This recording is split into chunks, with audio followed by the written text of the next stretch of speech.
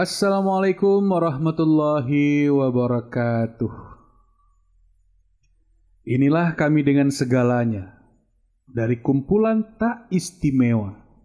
Dalam ruang penuh kabut, pertunjukan tetap berlanjut.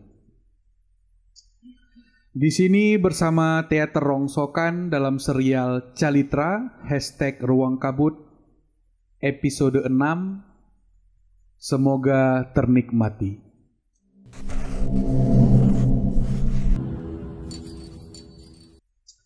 Yang belum subscribe, kami persilahkan like jika Anda suka dan komen bagi yang mampu, juga bagikan untuk yang membutuhkan. Malam itu menjelang tidur, saya banyak berpikir tentang penyakitnya. Saya merasa kasihan kepadanya. Orang yang baik seperti itu tidak pantas disiksa dengan penyakit yang kronis. Saya bayangkan ia sakit sendirian di kota lain dengan tak ada orang yang menolongnya. Saya melelehkan air mata. Mulai saat itu, saya selalu memperhatikan makanannya. Ibu saya beritahu bahwa ia tak boleh diberi sembarang makanan. Tiap pagi ia mesti disuruh minum kecap sesendok makan. Lagi pula, minumnya mesti selalu hangat. Pada hari berikutnya, waktu saya pulang dari sekolah, saya langsung menuju ke garasinya. Ia baru saja selesai melukis. Lukisan yang telah selesai itu dinamakannya Bunda. Ia ceritakan kepada saya bahwa bundanya telah lama meninggal. Ia sekarang sebatang kara di dunia ini tanpa sanak, tanpa saudara. Tentang gambarnya itu, ia berkata, "Lihatlah bagaimana matanya. Begitulah mata seorang ibu. Matanya memancarkan cahaya lembut bantalan. Tak ada orang yang paling berjasa kepada manusia seperti seorang ibu. Betapa banyaknya ia harus menderita dan berkorban untuk setiap manusia baru yang dia lahirkan. Mulai dari kandungan sampai membesarkannya, dan bahkan ada yang sampai ikut menguburkannya. Lihatlah warna-warna latar belakangnya. Semuanya serba tenang dan dalam. Itulah lambang jiwa wanita yang telah masak oleh pengalaman penderitaan. Mulutnya sangat sabar dan penuh pengertian. Wajahnya penuh dengan kerut-kerut kedewasaan. Kenangan akan ibu saya banyak mempengaruhi lukisan saya ini. Wanita adalah kesucian, adalah kesuburan, adalah rahmat. Saya senang mendengarkan caranya berbicara dan menerangkan sesuatu. Kelihatan penuh pengertian, banyak menimbang serta bijaksana. Malam itu, saya tidur dengan mengenangkan lukisannya. Sekarang saya makin mengerti apakah arti melukis itu baginya. Baginya, melukis adalah berhadapan dengan kehidupan. Senang pula saya mengenangkan bagaimana caranya mengucapkan kata-kata. Wanita adalah kesucian, adalah kesuburan, adalah rahmat. Saya mengagumi caranya menghormati wanita. Saya tidak menyangka kalau di balik kekasarannya terdapat kelembutan dan keindahan. Betapa bagusnya ia mengemukakan pendapat tentang ibu dan tentang pengorbanan. Akhirnya, saya pun menitikkan air mata karena mengenangkan bagaimana malang nasib hidupnya karena sudah sebatang kara. Sebelum berteman dengan saya, kalau sakit, siapa yang merawatnya? Saya bayangkan ia menderita karena kesepian di dalam kamarnya. Perhubungan kami semakin akrab. Saya makin yakin bahwa ia sama sekali tidak berbahaya. Ia tidak pernah mencoba merayu saya ataupun menunjukkan gairah-gairah yang lain. Ia semata-mata teman yang sangat saya sayangi. Di sekolah, saya sering memaklumkannya. Kalau lama tidak berjumpa, saya jadi kangen. Pada hakikatnya, caranya bersikap kepada saya seperti halnya kakak terhadap adiknya. Pernah pada waktu libur yang panjang, saya diminta untuk dilukisnya. Sambil melukis, ia banyak bercerita tentang pengalaman-pengalamannya. Ia telah banyak melawat ke berbagai negeri. Ia ceritakan dengan lucu bagaimana ia pernah kehabisan uang dan tersesat di kota Paris. Bagaimana ia belajar main ski di Swiss dan bagaimana ia ditipu orang di Italia. Pengalamannya dan pengetahuannya sangat banyak. Saya menggelarinya Simbad. Ia tahu segala cerita-cerita yang menarik. Kadang-kadang ceritanya sangat lucu, kadang-kadang ajaib, dan kadang-kadang mengharukan. Ia pandai memilih suasana. Ia menasehati saya dengan cerita-cerita yang mengharukan. Ia menghibur saya dari kesedihan dengan cerita-ceritanya yang lucu. Ia bercerita dengan sederhana dan gaya yang tampan. Suaranya seperti gesekan selo. Kalau ia sedang asik melukis saya tanpa bicara, saya perhatikan ia. Tingginya sedang, badannya memang mempunyai suasana lemah. Tetapi kalau sudah cukup lama diperhatikan, lama-lama tampak bahwa ia tidak kurus, tetapi semampai. Caranya berpakaian memang kasar dan kotor. Tetapi, bukankah di balik itu tertanam kelembutan? Mulutnya manis, matanya bijaksana dan romantis. Saya senang mendengar mulutnya itu menceritakan perasaan-perasaannya. Saya senang melihat caranya memandang dan bersikap. Saya anggap ia adalah lelaki yang indah. Cuma sayang, ia tidak mau mencukur kumis dan jambangnya. Pernah ibu menyuruhnya mengantar saya ke sebuah pesta. Dan pernah pula saya memintanya untuk mengantarkan ke bioskop. Saya merasa aman berpergian dengannya. Ia selalu bersikap melindungi dan memikirkan kepentingan saya dengan gaya seorang lelaki yang terhormat. Ia betul-betul simpatik. Saya ingin pergi nonton lagi bersamanya. Tetapi ia tidak pernah mengajak dan saya malu untuk mengajaknya lagi. Suatu kali, ia tidak pulang selama 5 hari. Saya ribut-ribut mengurus hal itu. Saya tidak tahu kemana perginya. Ibu pun tidak diberinya tahu. Namun, ibu berkata kepada saya bahwa tidak ada gunanya saya ribut, sebab toh ia akan kembali. Lagi pula, sebelumnya ia mempunyai kebiasaan begitu juga. Saya lalu ingat bahwa memang demikianlah halnya. Namun, entah tak tahu mengapa, waktu ia pulang, saya marah juga kepadanya. Saya bersikap dingin dan bahkan akhirnya saya tidak mau ngomong dengan dia. Saya tahu bahwa dia gelisah karenanya.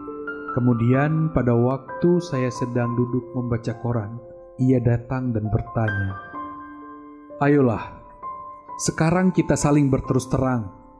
Simbad harus mengerjakan apa supaya Putri Abu tidak marah?" Wah, saya merasa malu oleh pertanyaannya itu. Akhirnya, kemarahan saya lenyap karena ia lalu tiada henti-hentinya bercerita tentang hal-hal yang lucu-lucu. Sambil ia katakan bahwa selama 5 hari tak pulang itu, ia pergi membuat sketsa keluar kota. Kemudian saya menyindirkan kepadanya, supaya kali lain kalau tidak pulang memberitahu kemana perginya. Selang seminggu kemudian, ia berkata kepada kami bahwa ia tidak akan pulang untuk beberapa hari, untuk membuat sketsa penangkapan ikan di laut. Saya merasa sangat kangen selama kepergiannya itu. Akhirnya, saya merasa jengkel setelah ternyata 1 minggu dia belum pulang-pulang juga. Pada hari yang ke-9 ia baru pulang dengan muka pucat dan penyakit yang berjangkit lagi. Ia mengeluh kepada saya, "Wah, jahanam betul nyamuk-nyamuk di pantai itu." Akan tetapi, saya menjawab dengan pendek, "Salahmu sendiri." Entah, saya tak mengerti kenapa, tetapi saya merasa gemas bahwa ia begitu lalai menjaga dirinya. Saya kembali marah kepadanya seperti dulu lagi. Akhirnya, pada suatu hari, ia memanggil saya untuk datang ke garasinya dengan cara yang sukar dibantah. Saya disuruhnya duduk di sebuah kursi dan ia sendiri duduk di dipan yang agak jauh letaknya. Sakitnya belum sembuh betul. Ia mulai bertanya, "Kenapa kau marah?" Saya sangat malu sekali. Saya akan bangkit pergi, tetapi ia berkata, "Marilah kita bicarakan dulu hal ini secara terus terang sampai selesai betul. Saya telah berpikir dalam-dalam, dan saya telah tahu sebabnya."